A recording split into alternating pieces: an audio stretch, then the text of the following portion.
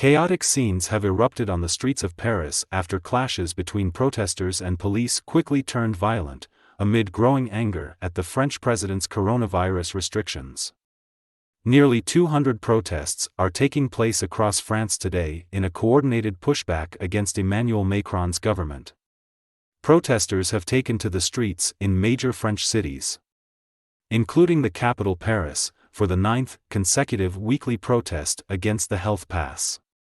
However, the protests have quickly turned violent in the French capital, where clashes have been filmed.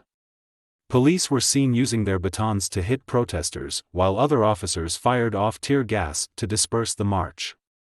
One police officer is understood to be injured after being struck with a firework. Another person posted a photo of a bloodied protester, tweeting, "A man is bleeding after being beaten to the head with a baton." A protester at the scene tweeted, "It's a showdown between protesters and police during the COVID-19 anti-pass protest in Paris, Place Wagram." Another tweeted, "Police are slowly backing down. Tension is really high." One reporter posted, "A large police deployment around the Avenue Wagram and some demonstrators were repulsed with tear gas." Others noted that police searched the belongings of protesters as they made their way to the march. Chants of freedom were heard as the protest started at Place Wagram. This weekend's protest takes place just days before a law mandating vaccines for hospital staff goes into effect.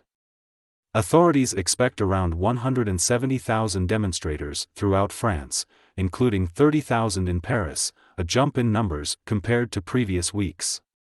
The Interior Ministry counted 140,000 demonstrators last Saturday and 165,000 the previous week.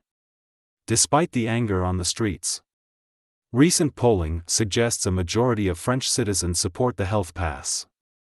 France imposed the pass to put more pressure on people to get vaccinated. The country has recently seen cases surge across southern regions, where vaccination rates are lagging behind the national average U.S.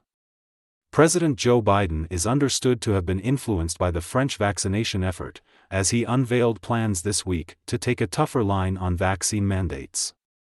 A new federal employee mandate will cover 80 million workers at large businesses and 17 million health workers across the U.S.